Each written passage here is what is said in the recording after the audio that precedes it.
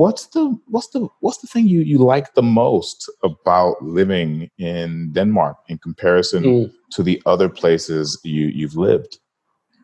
That is something I've spent like 10 years thinking about. So thank you for finally making it all worth it. I got to bring that out. It's interesting to have lived in, I never thought I would live in the Nordics. I never in my life imagined that I would live in the Nordics, but I always knew that I would travel. I always knew that. That was like, I had a wanderlust from very early on. Yeah. I was definitely going to go and do something, see something of the world. Yeah. You West Coast guys always we want to go. Like we really want to go. We have big ideas about this big world out there and all sorts of amazing things to see. So I think the biggest things that I really appreciated about the Nordics in general, and so I can start with Sweden because that's really what it was. Sweden is a much more inclusive society, and we see a lot of the turmoil that's going on in the US. Yeah. Much of that is about inclusion, and it's about everybody sort of having a political say. Yeah. Sweden is by no means perfect. There's a lot of things that the society is struggling with, particularly now.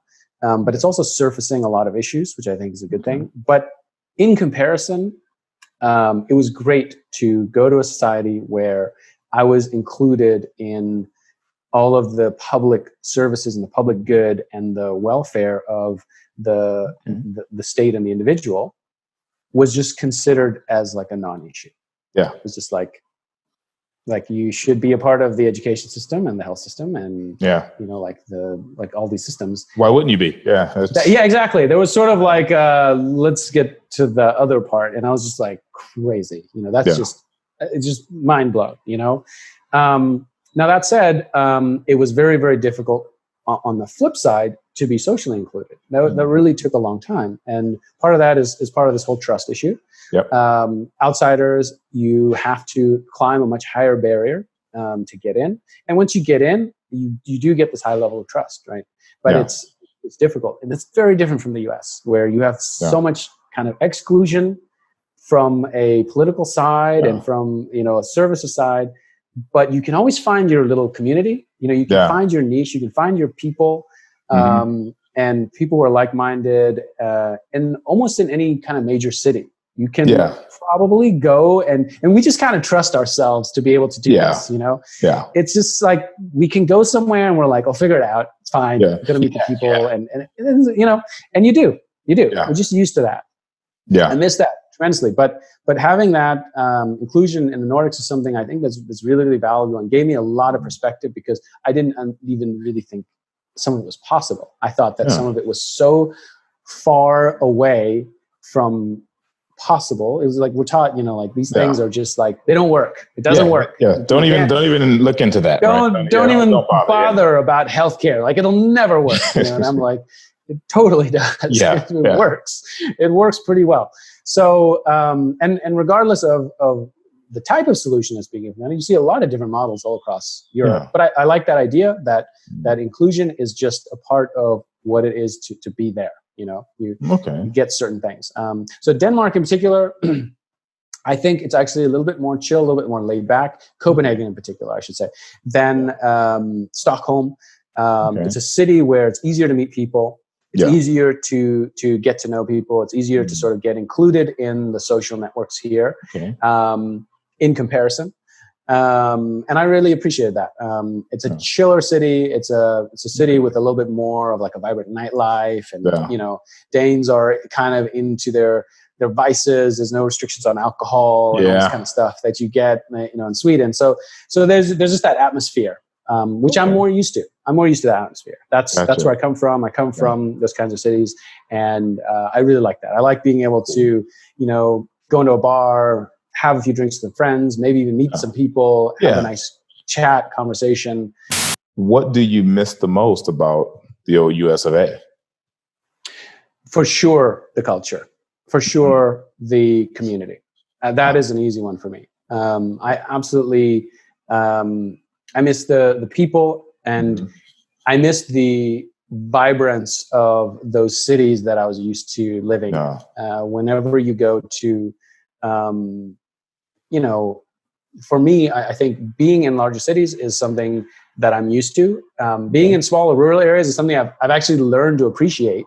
Gotcha. Being in places like the Nordics, I'm starting to appreciate this whole culture of like picking berries and whatnot, which you just kind of overlook it. But there's really a beautiful calm that it gives you.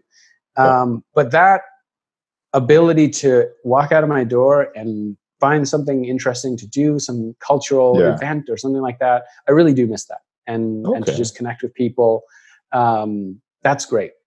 Okay. Yeah. Well, I'm glad. I thought you might have gone. You could have gone with something shallow. You could have been like, that's, like I don't know, like M&Ms. Yeah, they got M&Ms here. Yeah, they've got everything there, though, right? They've got Dunkin' Donuts, I think. And, they've got a lot of this. I mean, there's a lot of stuff. Like when it comes to, okay, all right. On the shallow side, like for sure, Mexican food. Like I miss Mexican food so much. Yep. Mexican food is so good, and I don't know if people understand that. In the world, they need to. If they haven't had a proper burrito or a proper taco, get yourself down to California or to Mexico, even better. Or bring some more. I mean, I know the U.S. is touchy with Mexican immigrants, but hey, more to Denmark. It's just exactly. Like you will benefit so much from their culinary expertise. There's nothing like just a good taco or a good burrito. And there's actually, it's just interesting.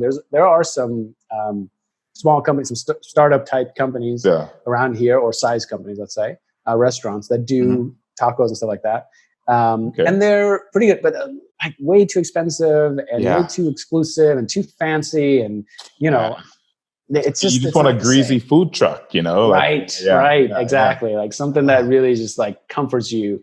And doesn't break the bank at the same time. So I miss that. I know what I'm eating for lunch. I'm gonna make myself a burrito or something. Do you guys have any of that in same? It's kind of because you so here in Ukraine, you get a lot of different restaurants, right? So there are some Mexican ones. I've been to all of them. I mean, some are really good. One is just a pub that has a sombrero. But there are some similar things culturally with like beans, rice, and things like that. So it's easier. But no, I mean, honestly, most of the time, I just make my own. I just say, you know what, because you can get imported stuff and salsa and chips and all these other things, and you just make it, and then everyone goes, this is amazing. Where'd it come from? And people are like, do people's jaws just drop? They're just like, this is food. I pretend like it's all me. I did this. So, this is a crazy thing. So I had a similar experience with my daughter. She was at my place, and we made I can't remember exactly what we cooked. It wasn't necessarily Mexican food, but we had like some beans and some rice and stuff like that. And we were talking about favorite foods. So it was me, my partner, and my daughter, and we talked about tacos and we talked about that kind of thing. And my daughter was like, "Yeah, I love tacos." And then she's like, but there's this one thing. It's amazing. Okay. It's like you have tortilla chips, and then you have like beans, and you got meat, and you got, the sour cream on top of that, and like all this kind of stuff. And she's like, it's amazing. And I was like, oh yeah. I've made that a couple of times. Like we can do that. And then we call them nachos, and she's like, whoa, hold on a second here. Yeah. You can make that? I was like, yeah, you can make it. And she's like, oh my God. Like that's just, her mind is just completely blown. Like this is something you don't have to go to a restaurant to do. Yeah. You can actually make this. I was like, yeah. And there you go. Man. So she's having a culinary experience of her life, like. Gotcha. Well, from the sounds of it, it sounds like my dog is also thinking about eating as well. Your dog is ready.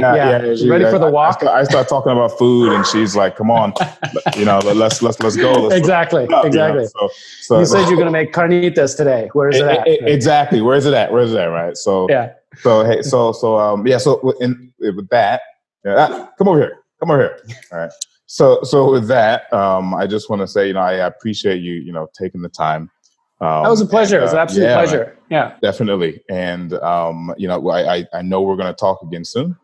Of course. Good luck to you and everything with the Danish startup group.